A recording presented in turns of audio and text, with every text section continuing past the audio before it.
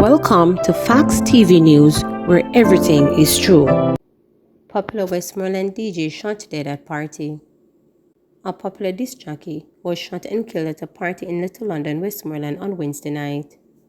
He has been identified as 37-year-old Davoy Barnes, otherwise called DJ Mary, of Mango Hall in the parish. Reports from the police are that Barnes was sitting in a motor car at a party when a vehicle drove up and a man alighted from his vehicle. The man reportedly began to rob patrons and then opened fire before making his escape.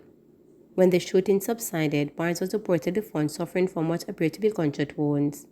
The police were summoned and Barnes was taken to hospital, where he died while undergoing treatment. Investigations are ongoing.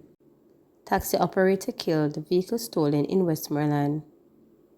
A Westmoreland taxi operator was shot and killed, then robbed of his vehicle in Burn Savannah in the parish on Wednesday evening. He has been identified as 35-year-old Romy Taylor of a Burn Savannah Frome address.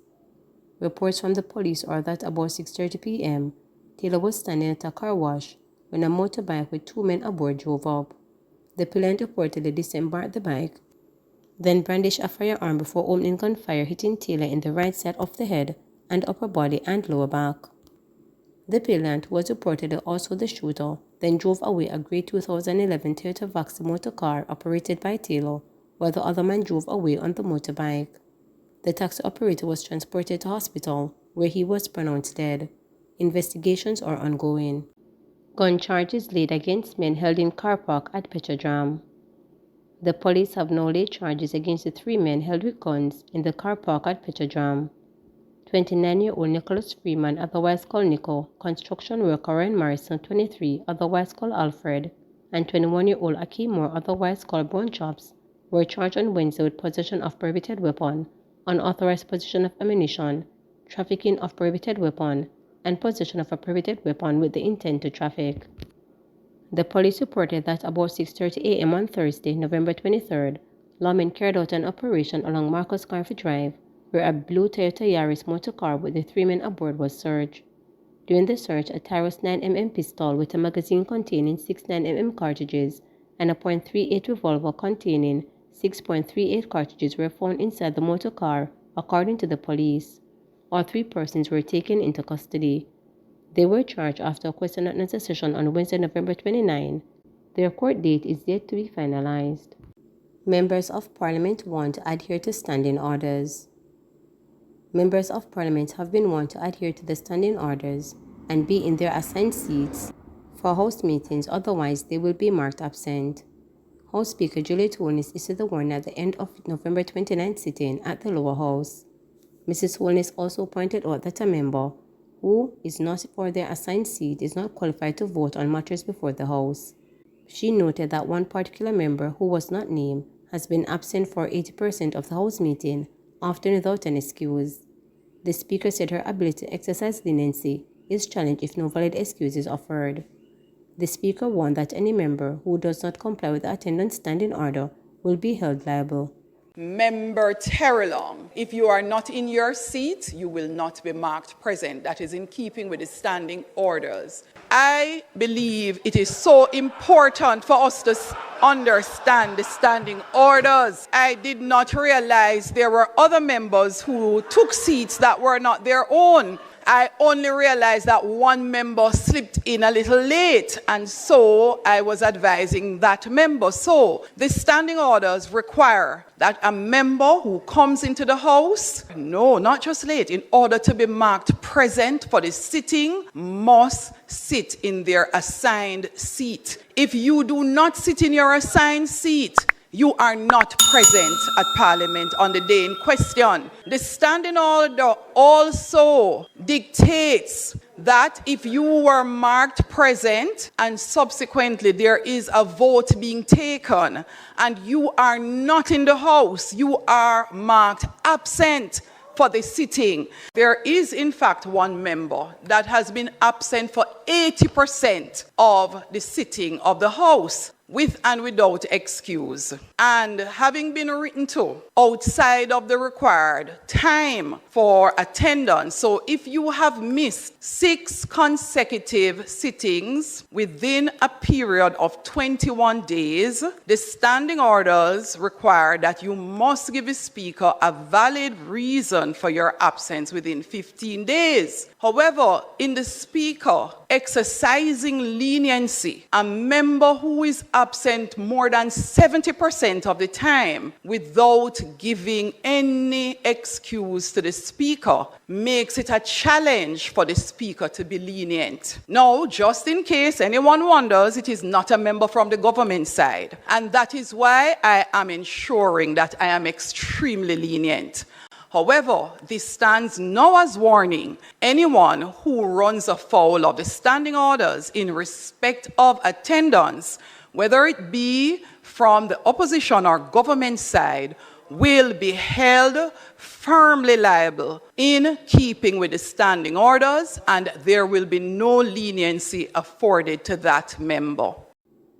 JDF commissions HMJS Norman Manley. The Jamaica Defence Force capacity to address a range of security and other issues has been enhanced with the commissioning of a new ship. The vessel, named in honor of National Hero Norman Manley, will be used for search and rescue, humanitarian assistance, disaster relief, fisheries protection, marine drug interdiction, and maritime law enforcement. His Majesty Jamaica ship HMJS Norman Manley is the fourth of 4 patrol vessels to be received by the JDF from Vietnamese company Denham Shipyard since 2016.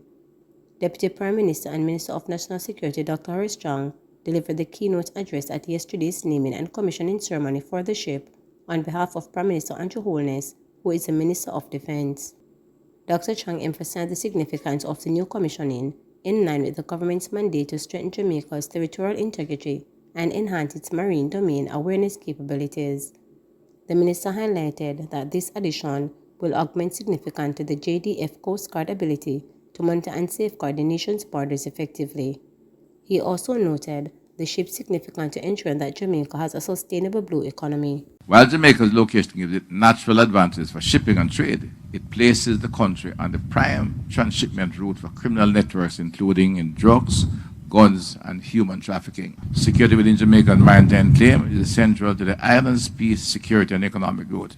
Indeed, the criminal organization, the trafficking of drugs, guns, and impact the territorial stability, because while many ask why the investment in the marine and the MAC brigade, and in particular the ocean-going patrol vessels, it is important to ensure safety in the maritime space, because that's where the money is generated. That generates the criminal activity and organized criminal groups on our territorial space. The threat analysis highlights the value and critical importance of tangible investment that the government has made in recent years, in particular in the acquisition of new helicopters, vessels, and maritime patrol aircraft, coastal surveillance system that has been recently activated, and other equipment to the Maritime, Air, and Cyber Command of the Jamaica Defence Force. A sustainable blue economy emerges when economic activity is in balance with the long-term capacity of oceans ecosystems to support its activity and remain resilient and healthy. One such long-term capacity of the ocean or blue ecosystem is security, more precisely, maritime security. Jamaica's location in the Western Caribbean Basin sits astride vital sea lanes. We connect the Caribbean, Central America, Asia, and South America to Europe and North America. Our policies ensure sustainable commercial fishery, coastal tourism, and the emergence of offshore renewable and fossil energy supplies that set favorable conditions for growth of a sustainable blue economy. An assortment of permanent and sub-permanent and dynamic factors drive the security of Jamaica's blue economy. The permanent factors include Jamaica's geostrategic location in the Caribbean Basin, the extent of our maritime claim, the nature of our coastline, and our dependency on shipping, the primary mode of trade. Body and killer being listed among 12 wanted men by Kingston Western Police. Detectives assigned to the Kingston Western Police Division have listed 12 men as wanted for questioning in connection to recent activities in the division.